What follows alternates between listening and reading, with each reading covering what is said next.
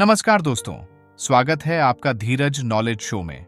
दोस्तों, 1948 से लेकर आज 2023 तक इजराइल और अरब देशों के बीच में कई बार सीधी लड़ाइयां हुई हैं, बड़े बड़े युद्ध हुए हैं और कई सारे छोटे छोटे कॉन्फ्लिक्ट भी हुए हैं। लेकिन आज तक भी इजराइल के खिलाफ अरब देशों ने इतना कड़ा कदम कभी नहीं उठाया जितना आज उठा लिया है, और दुनिया दो कारणों से सबसे ज्यादा हैरान है। पहला यह कि अरब देशों और इजराइल के बीच में इस समय कोई सीधी जंग नहीं है, उसके बावजूद इजराइल को इतना बुरा टारगेट किया गया है। और दूसरा कारण ये कि इस बार अरब देशों ने लपेटे में ले लिया है इजराइल के साथ साथ उसके समर्थक देशों को भी, और इसी वजह से दुनिया के जो बाकी देश है उनके लिए एक बड़ा संकट खड़ा हो चुका है कि वो किसका साथ दें और किसके खिलाफ खड़े हों। क्योंकि उनके लिए तो इस समय अब एक तरफ कुआं दूसरी तरफ खाई, और वो इस समय एक बारी एक से धागे पर खड़े हैं। अगर जरा सी भी चूक हुई तो भयंकर नुकसान झेलना पड़ेगा, और ये सब कुछ हुआ है आज की इस कार्रवाई से। लेकिन ये कार्रवाई है क्या, ये तो मैं आपको विस्तार से बताऊंगा ही। सबसे महत्वपूर्ण बात ये भी जान लेंगे एंड में कि इससे भारत को क्या इम्पैक्ट होता है, या फिर भारत की जो मास्टर क्लास डिप्लोमेसी है वो यहाँ पर भी भारत को बचा ले जाएगी। सब कुछ जान लेंगे। चले वीडियो की शुरुआत करते हैं। तो दोस्तों, हुआ ये है कि अब से लगभग एक हफ्ते पहले से ही पूरे अरब देशों में एक लहर चल रही है।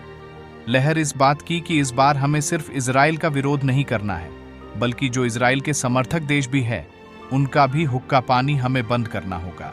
तभी इजराइल को हराया जा सकता है, वरना उससे पहले संभव हो ही नहीं सकता।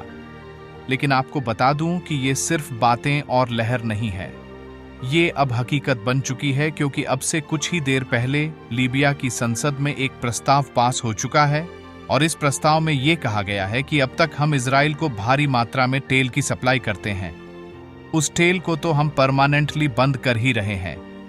वो सप्लाई अब आगे से कभी भी नहीं होगी, चाहे हालात ही क्यों न सुधर जाए। लेकिन उसके आगे इन्होंने दूसरा ऐलान ये किया है कि जो इजराइल के समर्थक देश हैं, जो खुलकर इजराइल का समर्थन कर रहे हैं, उन्हें भी हम तेल की सप्लाई बंद कर रहे हैं। और फिलहाल के लिए इन्होंने अमेरिका, फ्रांस, ब्रिटेन, इटली, इन सभी देशों की ऑयल सप्लाई भी रोक दी है।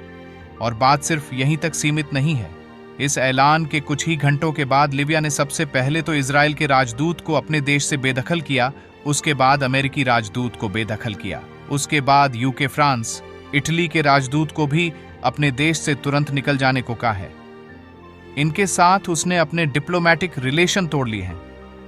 और ये बहुत ज्यादा बड़ी बात है पश्चिमी देशों के लिए, क्योंकि अगर इनकी तेल की सप्लाई सिर्फ बंद करते तो उससे कोई फर्क नहीं पड़ जाने वाला था, क्योंकि बहुत ही कम मात्रा में लीबिया से तेल लेते हैं। कुछ देश तो ऐसे हैं जो लेते भी नहीं हैं। लेकिन दिक्कत इस बात की है कि लीबिया ने इनके राजदूतों को भगा दिया है, यानी कि इनके जो मिशंस हैं लीबिया के अंदर वो भी बंद हो जाएंगे। और ये बड़ा झटका है पश्चिमी देशों के लिए, क्योंकि अगर आप अफ्रीका के इस समय जियोपॉलिटिक्स और हालत देखो, वैसे तो उसमें लीबिया बहुत कुशल कंट्री है, इसकी लोकेशन बहुत इंपॉर्टेंट है। ऐसे में वहां पर इनकी प्रेजेंस बना रहना बहुत जरूरी था। लेकिन वो प्रेजेंस से एक झटके में लिख दिया ने खत्म कर दी है। और अब डर इनके सामने ये है कि कहीं रशिया इनके यहाँ पर मोमेंटम गेन ना कर ले, और जो इन्होंने अब तक किया है अफ्रीका में वो सब किए कराए पर पानी ना फिर दे। लेकिन आपको बता दूं कि झटका यहीं तक सीमित नहीं है। बताया जा रहा है कि देखा देखी बाकी के छोटे और अब देश ऐसे ही कदम उठा सकते हैं पश्चिमी देशों के खिलाफ, जिससे कि इन इलाकों में पश्चिमी देशों का जो दबदबा हुआ करता था उसे बड़ा चैलेंज मिलेगा।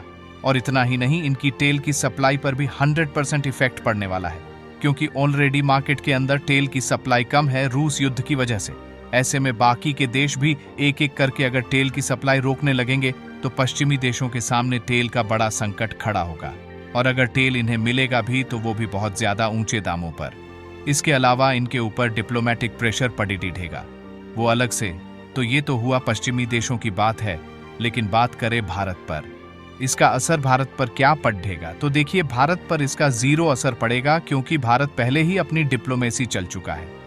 हमने युद्ध की शुरुआत नहीं इजराइल का खुला समर्थन कर दिया था, लेकिन उसके बाद हमारे प्राइम मिनिस्टर ने चुपके से फिलिस्तीन के राष्ट्रपति अब्बास से फोन पर बात कर ली थी। इसके अलावा गाजा और फिलिस्तीन के लोगों के लिए हम ऑलरेडी भारी मात्रा में राहत सामग्री भेज चुके हैं।